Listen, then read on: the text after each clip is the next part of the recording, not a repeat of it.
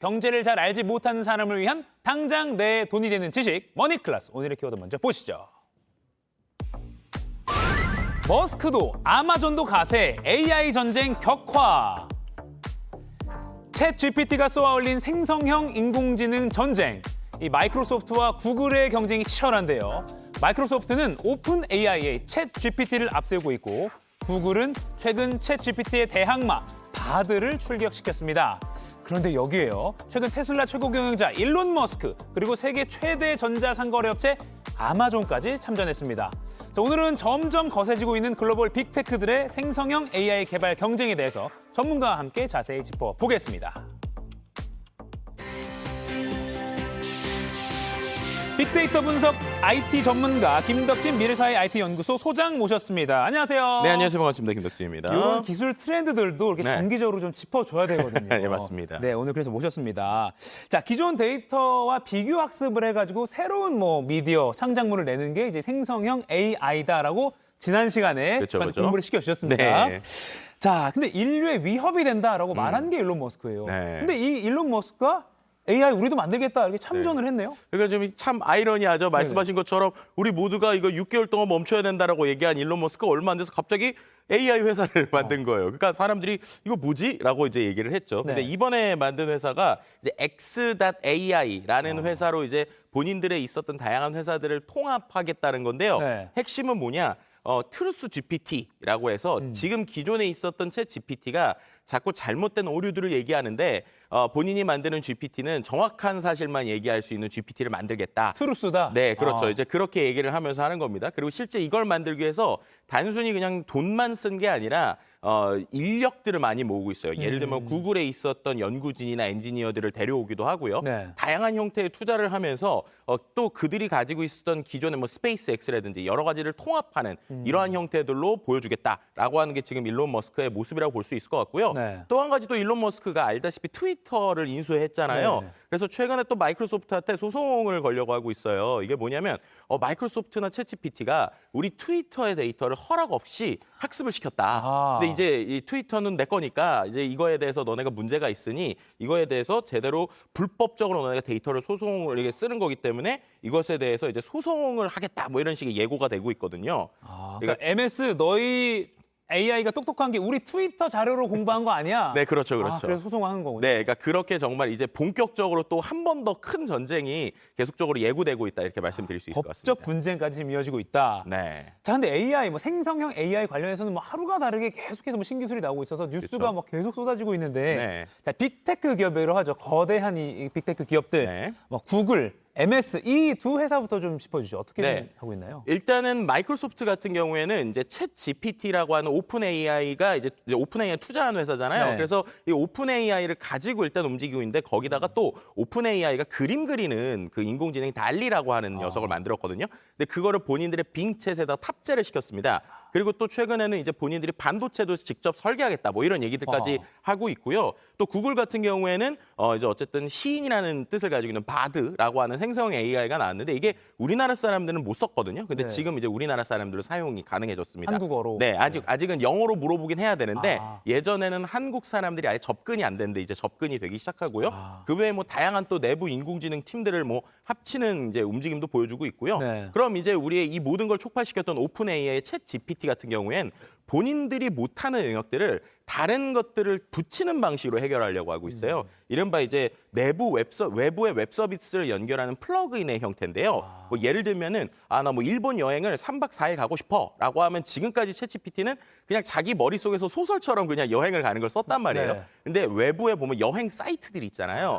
그럼 여행 사이트에 직접 자기가 마치 사람이 검색하듯이 정보를 가지고 오는 겁니다. 그러면 이제 그 안에서 외부에 있는 여행 사이트의 정보가 그대로 나오니까 자기가 몰라도 외부 전문 사이트를 가져와서 붙이는 이런 방식의 플러그인도 요즘에 만들고 있다. 뭐 이렇게 그리고 나중에 이제 그게 좀 수익으로도 창출할 수 있고 그렇게 연결되겠네요. 네, 그래서 이거를 갖고 최근에 사람들의 이거 결국엔 앱스토어 같은 게 새로 생기는 거 아니냐. 네. 근데 앱스토어인데 앱은 지금 우리가 눌러야 되는 건데 네. 이거는 자동으로 인공지능이 나 대신 앱 눌러줘서 네. 실행하고 결과까지 갖다 주는 정말 비서 같은 형태 되는 거 아니냐. 뭐 이런 얘기들을 하고 있는 것이죠. 자, 그리고 이제 세계 최대 전자상거래업체 아마존도 뛰어들었습니다. 아마존 네. 상황 어떤가요? 아마존 같은 경우에는 우리는 보통 이제 상거래 업체로 알고 있지만 실제로 돈은 어디서 벌고 있냐면 뭐냐면 AWS라고 하는 클라우드에서 벌고 있어요.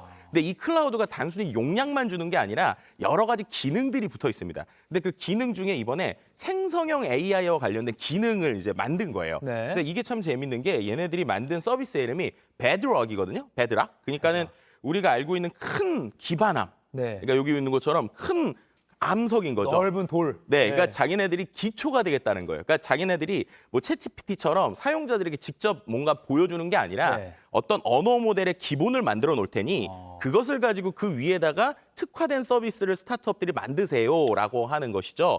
그래서 실제로 이미 연합군을 좀 형성을 했는데 네네. 여기서 좀 흥미로운 회사 중에 하나가 저 스테빌리티 AI라고 하는 회사입니다. 세 번째 거요? 네, 저 회사가 영국에 있는 스타트업인데요. 저 회사가 본인들이 직접 한 몇 억을 써가지고 데이터를 만든 다음에 네. 그거를 누구나 쓸 수 있게 오픈했어요. 그래서 이제 최근에 이 회사가 규모가 크지 않은데 우리가 말하는 유니콘이라고 하는 평가를 받을 수준으로 지금 1,000억 이상을 이미 투자를 받았고 기업 가치는 1조 이상으로 지금 나오고 있거든요. 근데 그런 회사가 계속적으로 성장하려면 뒤에서 인프라나 여러 가지 데이터 시스템이 필요한데 네네. 그거를 어떻게 보면 아마존에서 받쳐주겠다라고 하는 그림이다라고 보시면 될 것 같습니다. 그러니까 아마존은 우리가 장을 깔아줄게 네. 여기서 놀아봐 약간 뭐 이렇게 하고 있는 거네요. 네, 그렇죠. 그럼 또 협력해 주는 거죠. 그렇군요.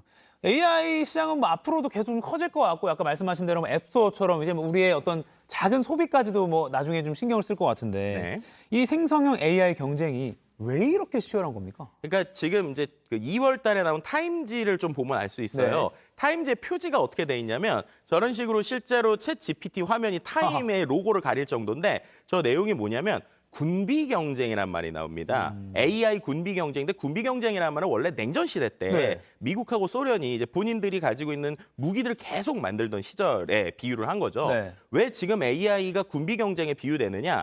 결국 처음에 우리가 스마트폰 나왔을 때 처음을 차지했었던 구글과 이제 애플이 10년 넘게 계속 그 자리를 차지하고 있잖아요. 네. 그러니까 결국 이게 플랫폼 비즈니스가 될 거다라고 많은 사람들이 예측하는 것 같아요. 그렇다면 결국에는 선점하는 자가 1등일 테니 지금은 앞뒤 가리지 말고 군비 경쟁처럼 무조건 공격적으로 나와야 된다라는 거죠. 근데 그거를 보여주는 이유가 바로 숫자인데 실제로 챗 GPT의 100만 명 회원 수가 돌파된 기간이 네.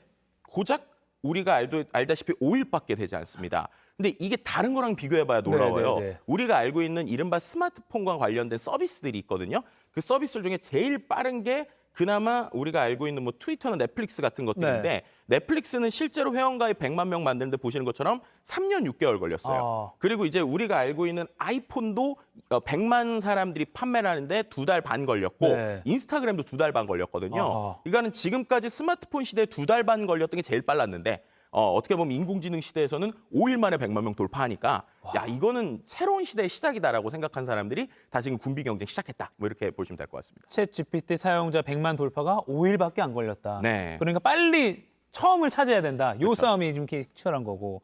자, 그러면 이제 이 투자하는 분들도 많이 보시기 때문에 네네. 투자자 입장에서는 앞으로가 중요하거든요. 네. 어떻게 전망하십니까? 일단 두 가지 포인트를 좀 보셨으면 좋을 것 같은데요. 첫 번째는 구글이 과연 코닥의 저주에 빠질 것이냐 아니면은 와신 상담할 것이냐라는 겁니다. 코닥의 저주? 네, 필름 회사? 네, 코닥의 저주라는 게 뭐냐면요. 우리가 아는 디지털 카메라가 전 세계에서 최초로 만든 회사가 아이러니하게도 코닥이에요. 그래요? 디카를? 네, 근데 디지털 카메라를 만들어 놓고 출시를 안 했습니다. 왜냐하면 그거 출시하면 필름 안 팔리니까. 그래가지고 실제로 처음으로 출시한 건 일본 회사들이었거든요. 근데 뒤늦게 냈지만 그동안 개발 안 했기 때문에 뒤쳐져서 결국 망했다라는 것이죠. 근데 이제 우리가 말하는 구글도 보면 생성형 인공지능과 관련된 모든 논문들이나 새로운 거는 원래 2017년에 구글이 다 시작을 했어요. 그래요? 네, 그랬는데 지금 보면은 시작을 안 하고 연구만 하고 있었던 거죠. 그러다가 챗GPT가 나오니까 이제 뒤늦게 부랴부랴 쫓아가고 있는 거거든요. 그러다가 바드가 한 번에 좀 쓴 실패를 보고 최근에 아예 팀 자체를 바꾸는 이러한 변화들을 가지고 있습니다. 그래서 과연 이게 와싱상당할 것인지 아니면 구글의 저주가 빠질 것인지 이거 하나 보셔야 되고요. 네네. 두 번째로는 지금 골드러시잖아요. 네. 근데 골드러시 때 생각해보면 돈 제일 많이 번 게 청바지 장사거든요. 그러면 캐러 갈 때 네, 입는 작업복. 그렇죠. 근데 네. 지금 그 청바지 장사의 포지션이 엔비디아입니다. 엔비디아? 네, 왜냐하면 모든 회사들은 다 지금 소프트웨어적으로 뭔가를 만든다는데 네. 결국 만들려면 도구가 필요하잖아요. 그 도구가 GPU 같은 인공지능 칩이거든요. 근데 그 칩은 거의 지금 상황에서 엔비디아가 거의 독점에 가깝다고 보시면 될 것 같아요. 그래서 과연 이 엔비디아의 독점을 깨는 새로운 청바지 장사가 나올 것이냐 아니면 결국에는 뭐 제주는 곰이 부리고 뭐 이런 것처럼 돈은 결국 엔비디아가 다 벌 것이냐 라고 하는 부분을 좀 찾아보시면 이제 생각해 보시면 좋을 것 같고요. 결국엔 승자 하나 나올 때까지 치킨 게임은 좀 계속될 것 같다라고 네. 예측해 보시면 될 것 같습니다. 알겠습니다. 두 가지 포인트까지 짚어주셨고요. 코닥에 조절한 용어도 하나 잘 배웠습니다. 네, 지금까지 김덕진 미래사회 IT 연구소 소장님이었습니다. 고맙습니다. 감사합니다.